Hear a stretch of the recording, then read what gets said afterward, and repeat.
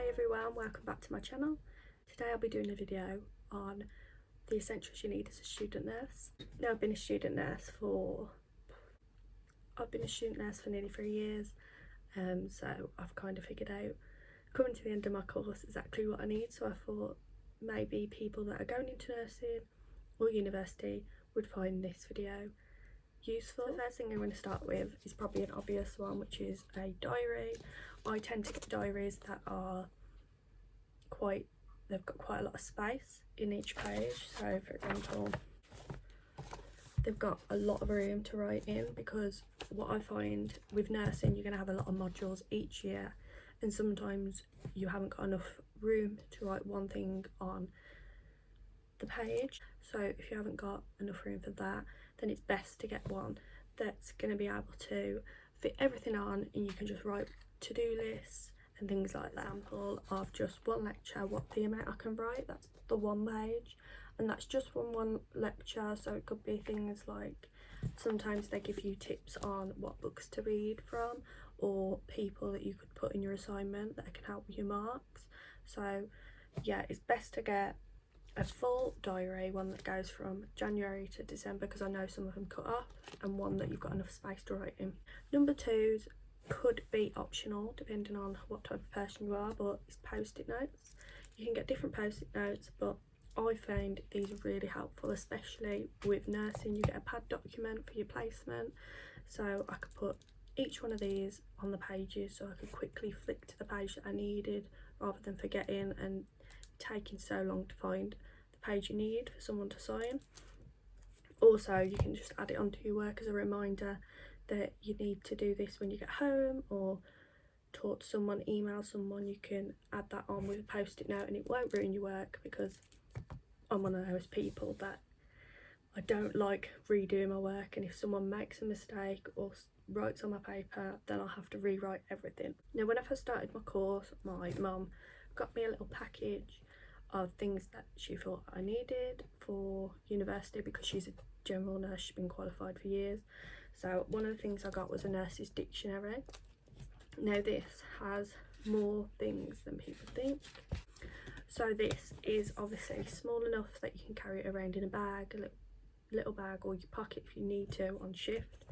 And it's got loads of things like resuscitation, first aid, medicines and how they control the body, legal and professional framework for nursing, standards of conduct, so like the NMC, abbreviations, and so many more things that you could be sitting in handover one time and they do use abbreviations for different illnesses and you don't know. You could grab your dictionary, look it up, and you know it then. You can start learning different abbreviations that you forget, or if you can't spell something, it'll have it in there with the correct spelling. Also, this is probably a bit of an older book, but nursing calculations. So in nursing, you will get medication exams at university, and you'll also do medication on the ward, but you have to pass your medication exams at university. So this has just got all different pages, different types of calculations, how to do it, percentages, fractions, the volume, and this can just become really handy for someone that might be struggling, needs to do extra revision, or they can keep it on hand in the bag, and then if they're ever struggling at work, they can come back to this and see what the calculation actually is. And for me, I'm a mental health student nurse currently, nearly ready to qualify, so I also got this, which is drugs in psychiatry. This is an older one, but this has got all the common drugs that are used. The best thing to use if you're looking for common drugs in psychiatry is the DSM-5. Another thing I find really handy is a little pocket book. So it's just got A4 pages, find a blank one, and one side here says what to do. Your to-do list for when you're on placement's quite handy. If you're in handover and they say that someone needs a urine sample or they need a swab and things like that, then you can put it on here. And then notes can just be notes that you've taken from handover about each patient that you've had handed over, just so you've got it handy in your pocket. And it's also helpful if you're answering the phones and you forget quite quickly, like myself. I write down what the person said so that I can hand it over to the nurse in charge. Now, being at university, you're going to be doing a lot of work, and originally in my first year I bought a lot of folders because I thought I could separate each module, but you're doing about 5 or 6 modules every single year, so that's a lot of folders, and I didn't have enough room. It was becoming cluttered in my room and it was stressing me out. So I got one of these, which is actually from Primark, and it's just a metal tray holder, and what I do is put all my work in different Polly Pockets. So year 2, year 1, year 3, I've got all my work in here that I need to go back to. I obviously title each Polly Pocket with what module I'm doing, and it's just easy to pick it out then and keep it stored quite neatly. Obviously an essential would be a laptop, or if you didn't have a laptop, I mean, I've got both. You can have an iPad. I've got an iPad here. You can get everything on iPad, Word, PowerPoint, Excel, whatever you need for your nursing course at the time, but it's mainly Word and PowerPoint that you will be using.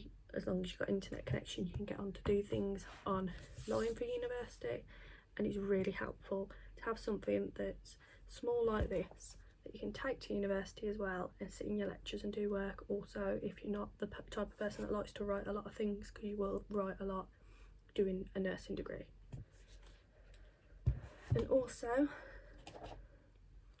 I've got a flash drive. Any type of memory stick is key when you're doing your nursing, because you're going to be doing so many assignments or essays or work that you need to save. And what I do, I save it onto my flash drive as well, but I also save it onto my laptop, so if I lost either one of them, I've got a backup every single time, because the last thing you want to do is be doing your work again. It's the most stressful thing. My friends have had to do it, and it's just not ideal. You don't want to be doing it. Now the next thing when you're revising for exams, this could be written or online, is cards, revision cards. Any type of revision cards. I get mine from Tesco, big pack of like 100, or you can get them off Amazon. You really need to find a way for you that's revising well enough to pass your exams, whether it's revision cards, or I've done big A3 sheets, mind maps to do it. I've also recorded myself so that I could listen to it back when I'm working or when I'm out and I haven't got things with me, and that's really helped me with passing my exams. Now there's so many other things that are optional, obviously pencil cases, your type of bag that you take to university, things like that, but you don't have to have a particular one. That could be your choice. There's obviously things like blood pressure machines to check your blood pressure at home, do practice manual blood pressures, a stethoscope that you'd need for a manual blood pressure, SATS machine, things like that, just if you needed to practice extra. I've already purchased my own manual blood pressure, but that's for when I qualify, so I've got one handy all the time. I'm hoping today's video is better because I have moved my ring light. I mean, you can still see it sometimes in my glasses, but I've gone with a different setup so you can actually see my eyes a bit better.